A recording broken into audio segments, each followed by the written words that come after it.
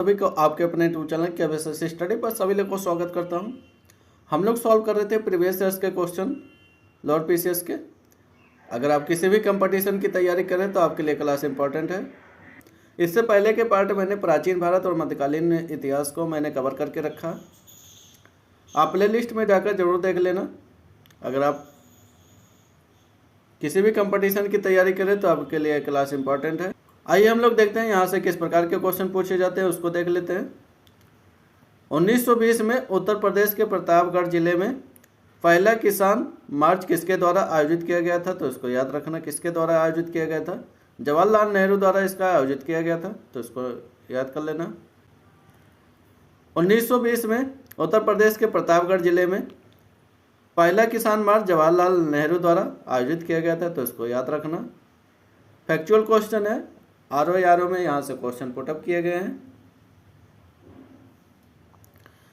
भूदान ग्रामदान आंदोलन निम्नलिखित में से किसके द्वारा शुरू किया गया था, तो उसको याद रखना। किसके द्वारा? विनोबा भावे द्वारा इसका आंदोलन का शुरुआत किया गया था। भूदान आंदोलन संत विनोबा भावे द्वारा सन 1951 में आरंभ किया गया था। यह स्वैच्छिक भूमि सुधार आंदोलन था। इस आंदोलन के माध्यम से समाज के सभी वर्गों के हितों की रक्षा की गई थी। यह आंदोलन वर्तमान में तेलंगाना राज्य पोचमपल्ली गांव से शुरू हुआ था, तो उसको याद रखना। तो भूदान आंदोलन विनोबा भावे द्वारा 1951 में इसकी शुरुआत की गई थी। अगर इसकी बात करते हैं किस राज्य से आंदोलन शुरुआत किया गया था, तेलंगाना के पोचमपल्ली गांव से इसका शुरुआत किया गया था। आगे बात कर लेते हैं। अगला क्वेश्चन हमारा क्या कह रहा है? 1928 के बारदौली सत्याग्रह का नेतृत्व ने किया था, तो फिल इन द ब्लैंक आपको भरना है। तो इसमें क्या था, किसने नेतृत्व किया था? सरदार वल्लभ भाई पटेल जी ने नेतृत्व किया था। वर्ष 1928 के बारदौली सत्याग्रह के नेतृत्व सरदार वल्लभ भाई पटेल ने किया था। यह एक किसान आंदोलन था। इस आंदोलन में सरदार पटेल ने लगान वृद्धि का विरोध किया था। आंदोलन के सफल होने के बाद वहाँ की महिलाओं ने वल्लभ भाई पटेल को सरदार की उपाधि प्रदान की थी, तो इसको याद रखना। बारदौली सत्याग्रह का नेतृत्व सरदार वल्लभ भाई पटेल जी ने किया था।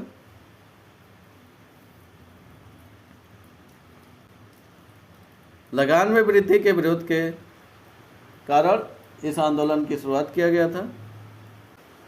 आगे बात कर लेते हैं। अगली घटना हमारी क्या है? निम्नलिखित में से कौन अवध के कृषक आंदोलन का नेता था, तो इसको याद रखना। बाबा रामचंद्र अवध कृषक आंदोलन के नेता थे, तो इसको याद रखना। अवध के कृषक आंदोलन के नेता बाबा रामचंद्र थे। यह मूलतः महाराष्ट्र के रहने वाले थे। इन्होंने जमींदारी के विरुद्ध अवध के किसानों को संगठित करने के लिए पहल किया था, तो इसको याद रखना। यह सन्यासी वेश में रहकर सभाएं आयोजित करने लगे थे। रामचरितमानस के पाठ द्वारा किसानों को जागृत एवं संगठित किया। इन्हीं के प्रयास से अक्टूबर 1920 में प्रतापगढ़ में एक समानांतर संगठन अवध किसान सभा का गठन किया गया। आगे बात कर लेते हैं। अगला क्वेश्चन हमारा क्या कह रहा है? निम्नलिखित में से किसने 1928 में बारदौली सत्याग्रह का नेतृत्व किया था, तो इसको याद रखना। सरदार वल्लभ भाई पटेल जी ने नेतृत्व किया था। लगान की वृद्धि के कारण इन्होंने इसका नेतृत्व किया था। इसके सफल होने के कारण वहाँ की महिलाओं ने इन्हें सरदार की उपाधि दी थी। बारदौली सत्याग्रह का नेतृत्व सरदार वल्लभ भाई पटेल ने किया था। यह आंदोलन 1928 में गुजरात के बारदौली तालुका में किसानों द्वारा भूमि कर में वृद्धि के विरोध में शुरू किया गया था, तो इसको याद रखना। बारदौली सत्याग्रह के बाद वल्लभ भाई पटेल को सरदार की उपाधि वहाँ की महिलाओं द्वारा दी गई थी, तो इसको याद रखना। आगे बात कर लेते हैं। अगला क्वेश्चन हमारा क्या कहा? निम्नलिखित में से किस घटना के बाद वल्लभ भाई पटेल को सरदारी की उपाधि मिली थी, तो इसको याद रखना। बारदौली सत्याग्रह के बाद इन्हें सरदार की उपाधि मिली थी, तो इसको याद रखना।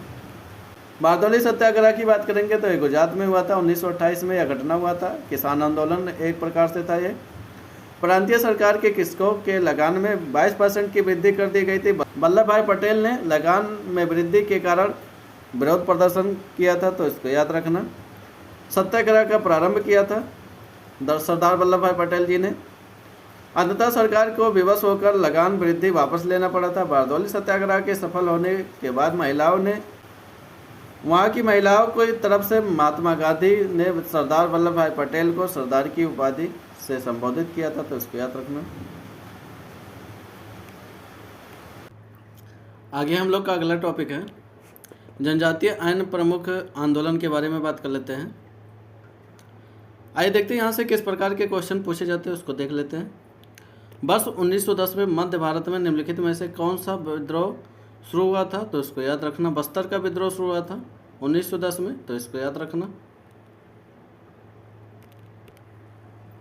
1910 में मध्य भारत के छत्तीसगढ़ में बस्तर विद्रोह शुरू हुआ था, तो इसको याद रखना। यह मध्य भारत का बस्तर की रियासत में ब्रिटिश राज के खिलाफ एक आदिवासी का विद्रोह था, तो इसको नोट कर लेना। इसका नेतृत्व आदिवासी नेता मुंडा गुंडाधुर और राजा के दीवान व चचेरे भाई लाल करेंद्र सिंह ने किया था, तो इसको याद रखना। विद्रोह का प्राथमिक कारण जंगलों के उपयोग के संबंध में ब्रिटिश औपनिवेशिक नीतियाँ थी, तो इसको याद रखना। कोल विद्रोह कब हुआ था? 1831 से 32 के मध्य में कोल विद्रोह चला था। उसके बाद में आएगा संथाल विद्रोह। संथाल विद्रोह का आयोजन कब हुआ था, तो इसको याद रखना। 1855 से 56 के मध्य में संथाल विद्रोह चला था। वर्ली विद्रोह की बात करेंगे तो 1945 में वर्ली विद्रोह चला था। तो ये सभी विद्रोह पूछे जाते हैं। इनको मैच द फॉलोइंग में यूपीपीएससी में पूछा हुआ क्वेश्चन है। हमारा क्या कह रहा है? 1855 और 56 के मध्य में संथाल विद्रोह का नेतृत्व निम्नलिखित में से किस नेता ने किया था, तो इसको याद रखना। सिद्धू और कान्हू मुर्मू ने इसका नेतृत्व किया था। मुंडा विद्रोह की बात करेंगे तो बिरसा मुंडा नेतृत्व किए थे। संथाल विद्रोह की बात करेंगे सिद्धू और कान्हू मुर्मू इसका नेतृत्व किए थे संथाल विद्रोह का। सन्यासी विद्रोह का बात करेंगे केंद्र सरकार ने इसका नेतृत्व किए थे। आगे बात कर लेते हैं बिरसा मुंडा के आंदोलन 1990 के दशक को निम्नलिखित में से किसके लिए याद किया जाता है, तो उसको याद रखना। ब्रिटिश हस्तक्षेप के विरुद्ध जनजातीय स्वशासन की स्थापना के लिए इसको याद किया जाता है। बिरसा मुंडा का आंदोलन जिसे उलगुलान या महाविप्लव के नाम से भी जाना जाता है, तो इसको याद रखना। 1890 के दशक में शुरू हुआ था यह विद्रोह।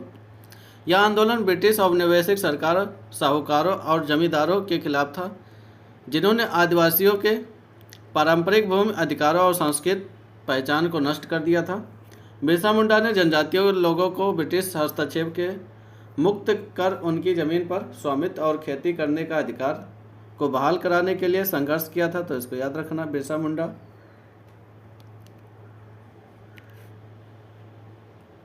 जिससे जनजातीय स्वशासन की स्थापना हुई थी, तो इसको याद रखना।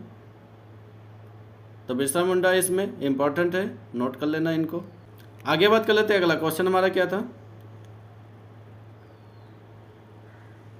निम्नलिखित में से किस स्वतंत्रता सेनानी ने वन कानून विरुद्ध 1922 के रंपा विद्रोह का नेतृत्व किया था, तो उसको याद रखना। रंपा विद्रोह का नेतृत्व अल्लूरी सीताराम राजू ने किया था।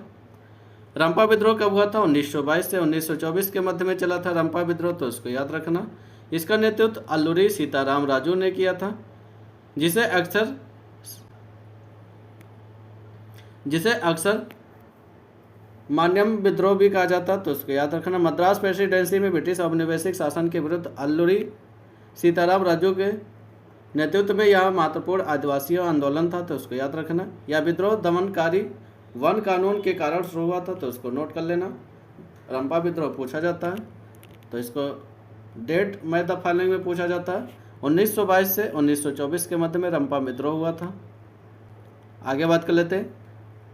बक्सी जंगबंधु के ब्रिटिश भूमि राजस्व नीति के विरोध में पाइका विद्रोह का नेतृत्व किस वर्ष किया गया था, तो इसको याद रखना। पाइका विद्रोह कब हुआ था, तो इसको याद रखना। 1857 में पाइका विद्रोह हुआ था उड़ीसा में। पाइका विद्रोह उड़ीसा में हुआ था 1857 में, जिसने पूर्वी भारत में ब्रिटिश शासन की नींव हिला दी थी। पाइका मूलतः उड़ीसा के गणपति शासकों की किसान सेना थी, तो इसको याद रखना। जो युद्ध के समय राजा को सैन्य सेवा प्रदान करते थे और शांति के समय खेती करते थे। 1817 की शुरुआत में बख्शी जगबंधु विद्याधर ने नेतृत्व किया था। अंग्रेजों के खिलाफ विद्रोह किए थे, तो इनको याद रखना। बख्शी जगबंधु को 1825 में गिरफ्तार कर लिया और 1829 में कैद की। 1829 में कैद में ही उनकी मृत्यु हो जाती है, तो इसको याद रखना। आगे बात कर लेते हैं। निम्नलिखित में से कौन सा मुंडा विद्रोह के दौरान बिरसा मुंडा द्वारा मुंडा आदिवासियों समुदाय को सुझाया गया सुधार नहीं है, तो इसको याद रखना। कौन सा था? अतीत में जीना छोड़ देना, ये इनके द्वारा सुझाया गया सुधार नहीं था। बिरसा मुंडा ने 1895 में छोटा नागपुर, बंगाल और उड़ीसा के आदिवासियों को एकजुट करके मुंडा विद्रोह की शुरुआत किया था। इन्होंने बिरसाइत नामक एक धर्म की स्थापना की थी जो ईश्वर में विश्वास करता था। इनके द्वारा शराब, तंत्र मंत्र और जादू टोने के खिलाफ अभियान चलाया गया था। लोगों को अपनी भूमि पर खेती करने तथा लोगों को स्वच्छ रहने के लिए जागरूक किया गया। बिरसा मुंडा ने आदिवासी लोगों को अपनी सांस्कृतिक धरोहर और सामुदायिक भूमि स्वामित्व से जुड़े अधिकारों से अवगत कराया था, तो इसको याद रखना। बिरसा मुंडा का बहुत महत्वपूर्ण रोल है।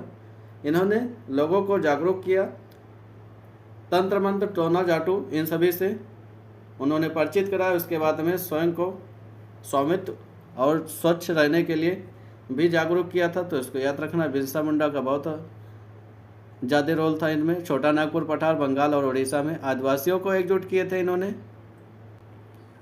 आगे बात कर लेते हैं। अगला क्वेश्चन हमारा क्या करा? निम्नलिखित में से कौन सा रांची के नेता बिरसा के नेतृत्व में एक आदिवासी विद्रोह था जो एक धार्मिक आंदोलन के रूप में प्रारंभ हुआ था? बाद में औपनिवेशिक भूमि बंदोबस्त, साहूकार और वन ठेकेदारों के विरुद्ध लड़ाई में बदल गया था, तो उसको याद रखना। मुंडा विद्रोह था जो बाद में चलकर यह बदल गया था लड़ाई। मुंडा विद्रोह बिरसा मुंडा के नेतृत्व में रांची के आसपास में हुआ था। एक आदिवासी विद्रोह था ये, जिसने धार्मिक रूप से शुरुआत की और बाद में औपनिवेशिक भूमि बंदोबस्त, साहूकार और वन ठेकेदारों के विरुद्ध में लड़ाई बदल गया था। यह विद्रोह मुंडा भूमि अधिकारों और पारंपरिक सांस्कृतिक पहचान की रक्षा पर जोर दिए जाने के लिए शुरुआत किया था, तो उसको याद रखना बिरसा मुंडा। आगे बात कर लेते हैं। अगला क्वेश्चन हमारा क्या करा? 1831 से 1832 में किस जनजातीय विद्रोह का नेतृत्व बुद्धू भगत ने किया था और इसमें शोषक जमींदारों को और ब्रिटिश अधिकारियों को लक्षित किया गया था, तो उसको याद रखना। यह कोल विद्रोह था जिसका नेतृत्व बुद्धू भगत जी ने किया था। 1831 से 1832 के मध्य में यह विद्रोह हुआ था। 1831 से 1832 में कोल विद्रोह का नेतृत्व बुद्धू भगत ने किया था। कोल विद्रोह का मुख्यतः ब्रिटिश औपनिवेशिक शासन के अतिक्रमण और स्थानीय जमींदारों को साहूकार और व्यापारियों से शोषण का कारण में यह विद्रोह किए थे, तो इनको याद रखना। जो शोषण हो रहा था व्यापारियों, साहूकार और जमींदारों का, इसी के अतिक्रमण के हटाने के लिए इन्होंने विद्रोह किया था। 1832 की शुरुआत में कैप्टन विलिंगसन के नेतृत्व में ब्रिटिश सेना ने बुद्धू भगत और छिंद्राई मानकी जैसे प्रमुख नेताओं ने। आगे बात कर लेते हैं। अगला क्वेश्चन हमारा क्या कह रहा है? निम्नलिखित में से कौन सा उलगुलान आंदोलन से संबंधित था, तो उसको याद रखना। बिरसा मुंडा उलगुलान आंदोलन से संबंधित थे। बिरसा मुंडा ने जल, जंगल और जमीन पर आदिवासियों के अधिकारों के लिए 24 दिसंबर 1899 को उलगुलान आंदोलन की शुरुआत किए थे। यह छोटा नागपुर यानी झारखंड के क्षेत्र में सर्वाधिक चर्चित विद्रोह था, जिसकी शुरुआत मुंडा जनजाति की पारंपरिक व्यवस्था खुंडकटकी की जमींदारी व्यवस्था में परिवर्तन का कारण में हुआ था, तो उसको याद रखना। आगे बात कर लेते हैं। अगला क्वेश्चन हमारा क्या करा? भोलानाथ सिंह निम्नलिखित में से किस विद्रोह आंदोलन के लीडर थे, तो उनको याद रखना। तमार विद्रोह के भोलानाथ जी लीडर थे, इनको याद रखना। भोलानाथ सिंह का संबंध तमार विद्रोह से था। यह विद्रोह 1789 में छोटा नागपुर के तमार के क्षेत्र में शुरू हुआ था, तो उसको याद रखना। कई चरणों में 1820 के दशक तक यह विद्रोह चला था, तो इसको याद रखना। निम्नलिखित में से कौन सा संथाल विद्रोह का भागीदारी नहीं था, तो उसको याद रखना। ताना भगत संथाल विद्रोह का भागीदारी नहीं था। संथाल विद्रोह वर्तमान में झारखंड में ईस्ट इंडिया कंपनी के और जमींदारी प्रथा के खिलाफ संथालों द्वारा किया गया था यह विद्रोह।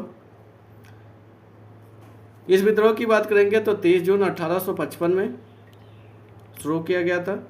इस विद्रोह का नेतृत्व सिद्धू कान्हू चांद और भैरव द्वारा इसका नेतृत्व किया गया था। ताना भगत आंदोलन 1914 में छोटा नागपुर के क्षेत्र में उत्पन्न हुआ था। इस आंदोलन की शुरुआत की बात करेंगे तो जतरा भगत ने इसकी शुरुआत की थी, तो इसको याद रखना। का भारतीय राष्ट्रीय कांग्रेस के बारे में बात करेंगे। यहाँ से किस प्रकार के क्वेश्चन पुटअप किए जाते हैं उसको देख लेते हैं। क्वेश्चन हमारा क्या करा, 1925 में भारतीय राष्ट्रीय कांग्रेस पार्टी के अध्यक्ष के रूप में किसे चुना गया, और आशा और साहस की अभिव्यक्ति में उन्होंने कहा, स्वतंत्रता की लड़ाई में भय एक अक्षम्य विश्वासघात है और निराशा है एक अक्षम्य पाप है। तो इसमें आपको बताना है कौन सा ऑप्शन सही है। तो इसमें ऑप्शन नंबर जो सी दिया हुआ सरोजिनी नायडू जी ने यह कहा था।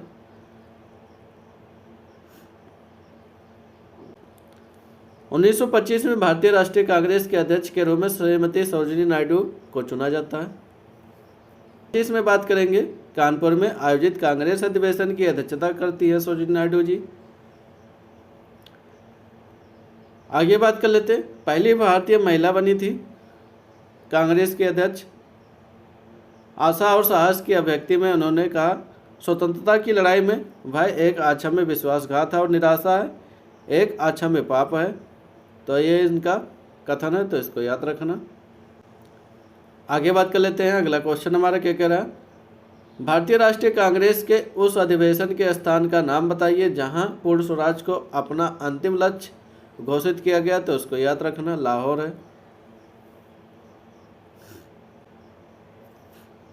आगे बात कर लेते हैं, अनफैक्ट देख लेते हैं। वर्ष 1929 में भारतीय राष्ट्रीय कांग्रेस का वार्षिक अधिवेशन की बात करेंगे तो लाहौर में हुआ था। इस ऐतिहासिक अधिवेशन में कांग्रेस ने प्रस्ताव पारित करके पूर्ण स्वराज को अपना अंतिम लक्ष्य घोषित किया था। जवाहरलाल नेहरू ने इस अधिवेशन के अध्यक्ष थे, तो उनको याद रखना। इसी अधिवेशन के दौरान 31 दिसंबर 1929 को स्वाधीनता का एक नया स्वीकृत तिरंगा झंडा फहराया गया था और 26 जनवरी 1930 को पहला स्वाधीनता दिवस घोषित किया गया था। तो इसको याद रखना, 26 जनवरी 1930 को पहला स्वाधीनता दिवस घोषित किया गया था।